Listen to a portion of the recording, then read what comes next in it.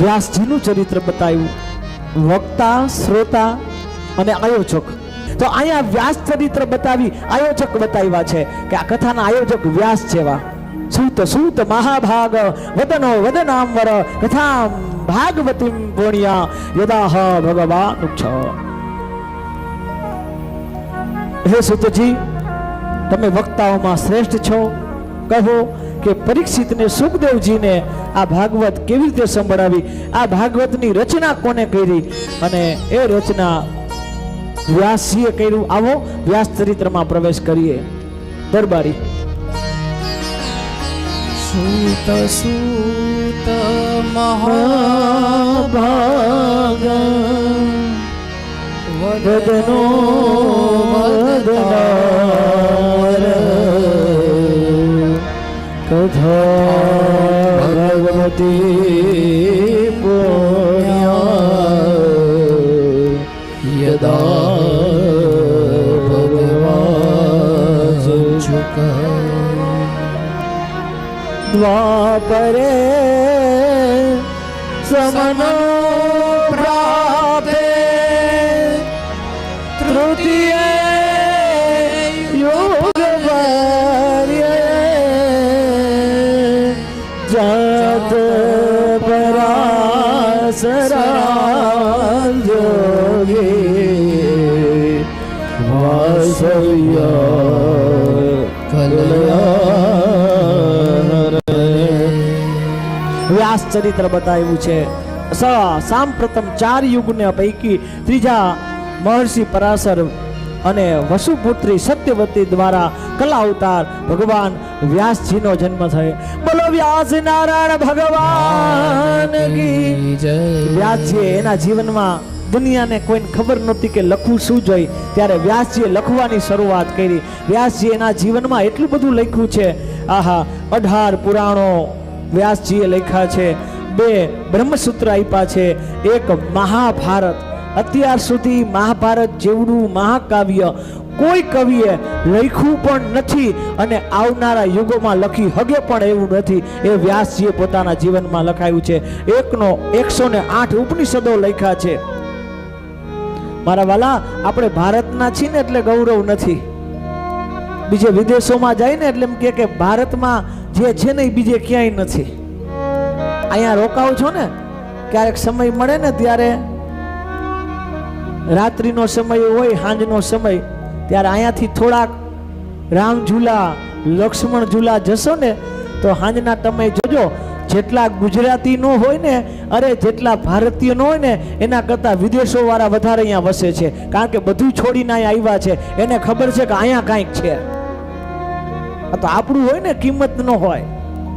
વ્યાસજીએ જે લખેલું છે ને, આહા, દુનિયાને લખવાની ખબર નહોતી ને ત્યારે ઋગ્વેદ, આ દુનિયામાં પહેલો વેદ લખાણો ઋગ્વેદ, લેખીની શરૂઆત લખી શકાય એની શરૂઆત વ્યાસજી, આપણા ભારતના ઋષિ જે કર્યા છે ને એ કોઈ કરી હગે પણ નહીં.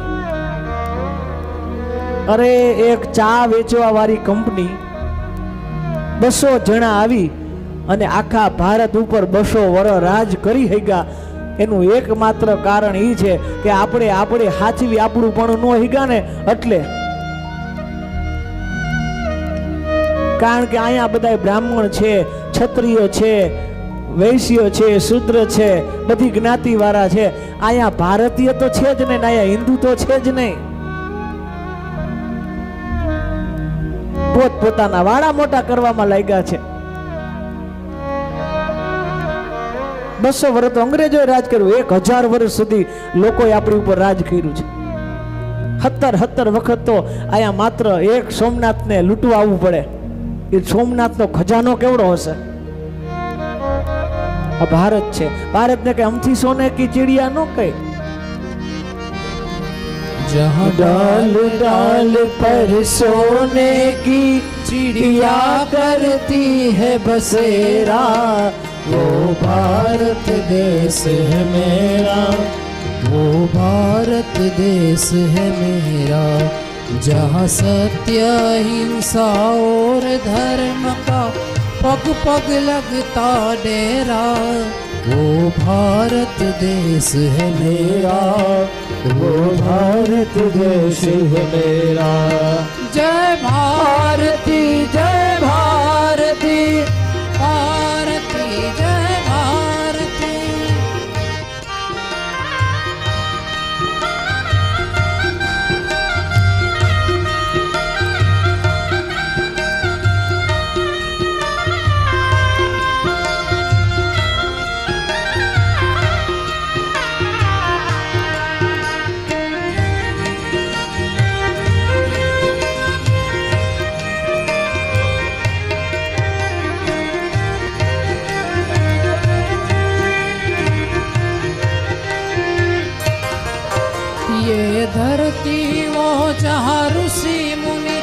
जपते हैं नाम की माला, ये धरती है जहाँ ऋषि मुनि जपते हैं नाम की माला।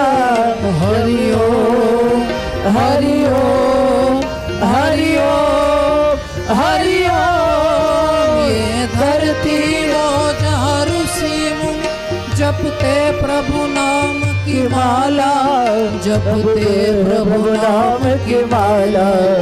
जहाँ सूरज सबसे पहले आके डाले अपना डेरा, वो भारत देश है मेरा, वो भारत देश है मेरा।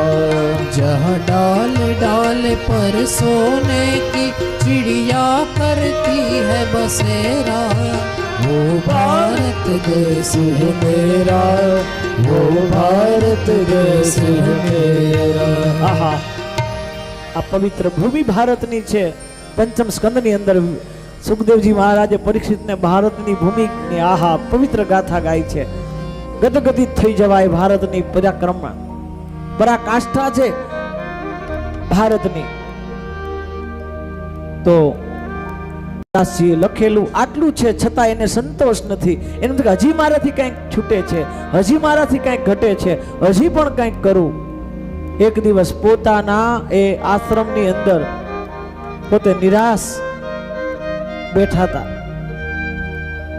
વ્યાસજીનો આશ્રમ નર નારાયણ પર્વત છે, એક બાજુ નારાયણ પર્વત છે, એક બાજુ નર પર્વત છે। યા વ્યાસ ગુફા છે। ભારત માના ગામ છેલ્લું ભારતનું માણા ગામ પાસે વ્યાસ ગુફા છે। વ્યાસજી બેઠા હતા અને વ્યાસને ઉદાસ જોઈ અને નારદજી આવ્યા છે। નારદજી ગમે તે પાસે જાય, ચાહે કૃષ્ણ પાસે જાય અને ચાહે એ કંસ પાસે જાય, નારદનો વેશ ન બદલે અને નારદની ભાષા ન બદલે। ચાહે રામ પાસે જાય તોય પણ ભળે, ચાહે રાવણ પાસે જાય એની ભાષા ન બદલે। નારદ ઋષિને યાદ આવે હાથમાં વીણા છે, હાથમાં કરતાલ છે અને નારદ મુનિના મુખની અંદર એક જ વાત હોય, હરિ ओम नमो नारायणाय, ઓમ નમો નારાયણાય, હરિ ઓમ નમો નારાયણાય, हरि ओम नमो नारायणाय, ओम नमो नारायणाय, હરિ ઓમ નમો નારાયણાય, हरि ओम नमो नारायणाय, हरि ઓમ નમો નારાયણાય, ઓમ નમો નારાયણાય, હરિ ઓમ નમો નારાયણાય, हरि ओम नमो नारायणाय, ओम नमो नारायणाय, हरि ओम नमो नारायणाय। श्रीमन्नारायण नारायण हरि हरि, श्रीमन्नारायण नारायण हरि हरि, શ્રીમન્નારાયણ નારાયણ હરિ હરિ, श्रीमन्नारायण नारायण हरि हरि। વ્યાસજીની પરમ ગુફા છે, સરસ્વતી બ્રહ્મ નદી છે, શ્રીમદ ભાગવતની રચના।